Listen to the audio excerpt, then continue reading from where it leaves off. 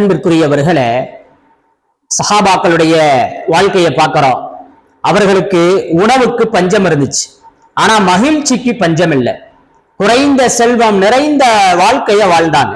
அன்பிற்குரியவர்களே, ஒரு தடவை நபி அவர்களுடைய மருமகனார், சிறிய தகப்பனாரினுடைய மகன், ஈரக்கோலை துண்டு என்று சொல்லப்பட்ட ஃபாத்திமா நாயகியினுடைய கணவர் அலி ரலியல்லாஹு தஆலா அன்ஹு அவங்க வீட்டுக்கு வந்தாங்க.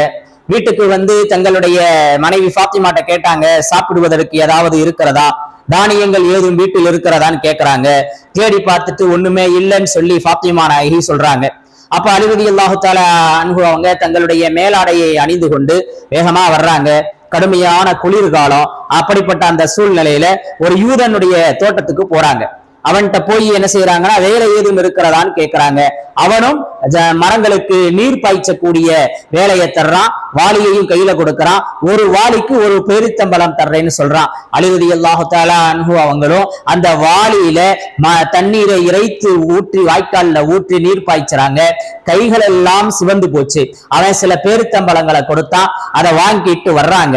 வர்ற வழியில அவர்களுடைய மாமனார் ஈருலக நாதர் முத்து முஹம்மது ஸல்லல்லாஹு அலைஹி வஸல்லம் அன்னவர்களையும் சந்திக்கிறாங்க. அவர்களுக்கும் சில பேரித்தம்பலங்களை கொடுத்து விட்டு வீட்டுக்கு வந்தாங்க. களைத்து போய் வர்றாங்க.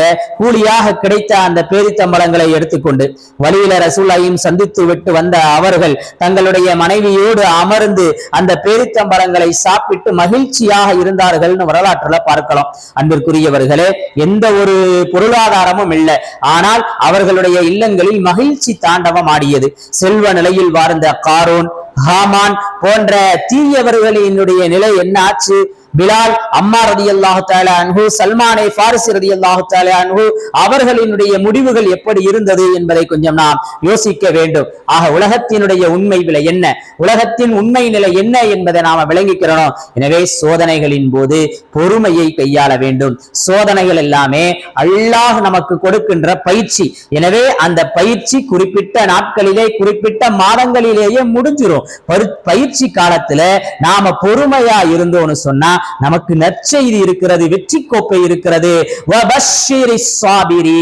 அல்லாஹ் குர்ஆன்ல சொல்லி காட்டுவான். அன்பிற்குரியவர்களே, பொறுமையாளர்களுக்கு சுபச்சோபனம் இருக்கிறதுங்கிற மிகப்பெரிய கிஃப்ட் அல்லாஹ் சொல்லி காட்டுறான். எனவே நாமும் நம்ம வாழ்க்கையில நம்மளுடைய எல்லா கஷ்டங்கள்லையுமே பொறுமையை மேற்கொள்ள வேண்டும். அப்படி பொறுமையை மேற்கொள்ளும் போது அல்லாஹ் கொடுக்கின்ற அந்த வெகுமதி இருக்கிறதே, அது அலாதியானதாக இருக்கும். எனவே அந்த சஹாபாக்களுடைய வாழ்க்கையில, இறை நல்லடியார்களுடைய வாழ்க்கையில உணவுக்கு பஞ்சம் இருந்தது, ஆனால் மகிழ்ச்சிக்கு பஞ்சம் இல்லை. ஏன் என்பதை யோசித்து பாருங்கள், உங்களுக்கு அது புலப்படும். அல்லாஹ் அப்படி ஒரு நிறைவான வாழ்வை நமக்கு தந்தருள்வானா.